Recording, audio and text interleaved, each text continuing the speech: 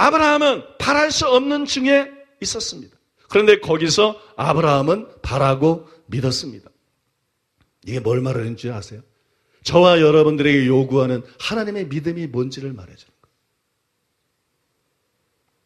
하나님은 죽은 자를 살릴 수 있는 능력 있는 분이기 때문에, 하나님으로 없는 것을 있는 것 같이 부리는 창조주 하나님이기 때문에, 너희의 경험이, 너희의 상태가, 너희 자신이 죽은 것 같을지라도, 아무런 희망이 없어 보여도, 너희들의 상태가 무와 같을지라도, 죄를 이기는 일에 있어서 아무 희망이 없고, 말씀대로 사는 데 있어서, 사랑하는 일에 있어서 아무런 희망이 없다고 느껴진다 할지라도 그 절망 위에 하나님이 계시다는 거예요. 너의 희망에 집착하지 않고 나를 바라볼 수 있겠느냐?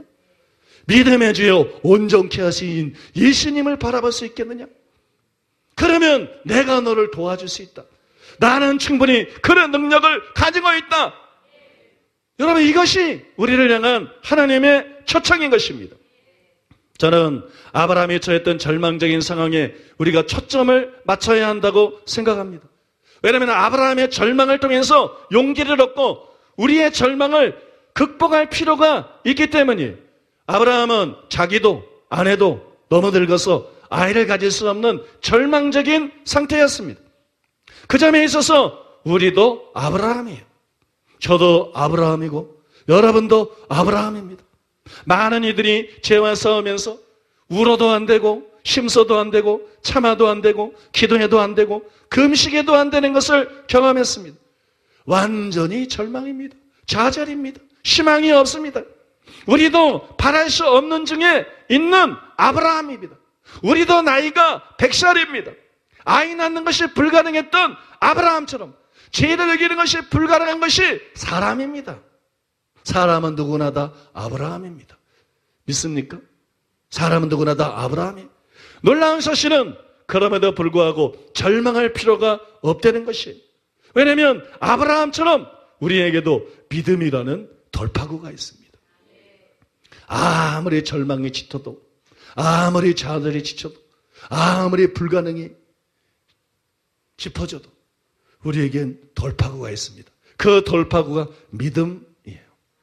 그 돌파구가 믿음이라는 돌파구입니다. 믿음은 뭡니까? 바랄 수 없는 중에 바라고 믿는 것입니다. 믿음은 절망의 해답입니다. 완전한 절망, 완전한 좌절, 완전한 실망, 포기, 여기에 대한 해답이 믿음입니다.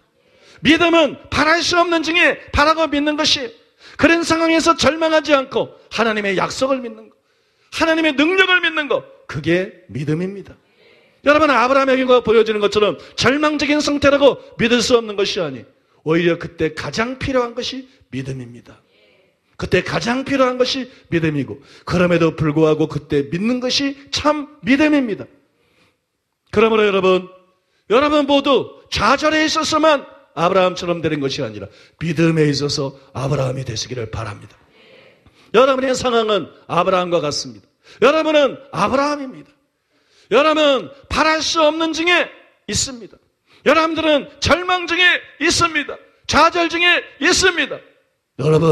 여러분들은 환경에 있어서 뿐만 아니라 믿음에 있어서도 아브라함이 되십시오. 그러면 여러분들은 자유케 됩니다. 그러면 여러분들은 승리하게 됩니다. 그러면 여러분들은 의롭다함을 받을 수가 있습니다. 여러분들이 이 점을 생각해 본 적이 있는지 모르겠습니다. 아브라함이 믿은 것은 자신의 믿음이 아니었어요. 아브라함이 믿은 것은 전능하신 하나님이었습니다. 예수로 말미암아 난 믿음이 이 사람을 낫게 하였느니라. 사도행전에 보면 그런 말씀이 있어요. 자신의 믿음만 생각하면 믿음이 파괴됩니다. 믿음은 하나님의 위대성에 대한 인간의 반응이에요. 믿음은 하나님의 크신 능력, 무한한 능력에 대한 인간의 반응이에요. 내 믿음을 생각하면 안 돼요. 우리는 내 믿음을 믿는 게 아니라 하나님의 위대성을 믿는 것입니다. 하나님의 전능하심을 믿는 것입니다. 하나님의 무한하신 능력을 믿는 것입니다. 아브라함이 믿은 것은 죽은 자를 살리며 없는 것을 있는 것 같이 부르시는 하나님이었습니다. 자기 믿음을 믿은 게 아니에요. 자기 믿음에 집착하지 마세요. 하나님을 바라보십시오. 베드로가 예수님을 바라볼 때 믿음을 가지고 바다 위를 걸어갈 수가 있습니다. 여러분, 우리가 하나님을 바라볼 때 능히 죄를 이길 수 있습니다. 능히 순종할 수 있습니다. 하나님에게서 눈을 떼서 자기 믿음을 바라보지 마시기 바랍니다. 하나님의 약속에 초점을 맞추세요. 하나님의 능력에 초점을 맞추세요. 하나님의 우리에게 부어지는 새 생명의 능력인 성령에 초점을 맞추십시오. 믿습니까? 거기에 초점을 맞추세요. 제가 지난주에 김동수 교수님이 쓴 요한신학 렌즈로 본 요한서 시인, 그런 책을 읽었어요. 그 책에서 김동수 교수님이 이런 의미심장한 말을 했습니다.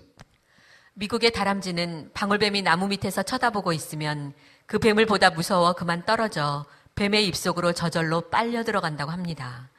죄를 고백하고 용서받은 이후에는 너무 죄하면 죄의 노예가 됩니다.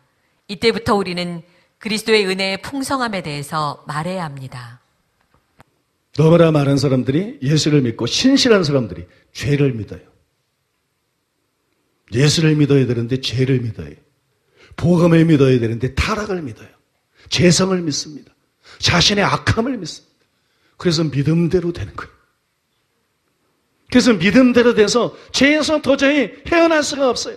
죄를 이길 수가 없어요. 우리가 바라봐야 될 것은 자신의 죄가 아닙니다. 우리가 믿어야 될 것은 죄의 집요함이 아닙니다. 죄의 능력이 아닙니다. 부패의 정도가 아닙니다. 우리가 바라봐야 될 것은 하나님의 능력입니다. 우리가 바라봐야 될 것은 문제가 아니라 우리가 바라봐야 될 것은 그 문제에 대한 해답인 복음이 제시하는 하나님의 능력입니다. 여러분 믿습니까? 아브라함이 믿은 것은 자기 믿음이 아니었어요. 아브라함이 집착한 것은 자기의 상태가 아니었어요.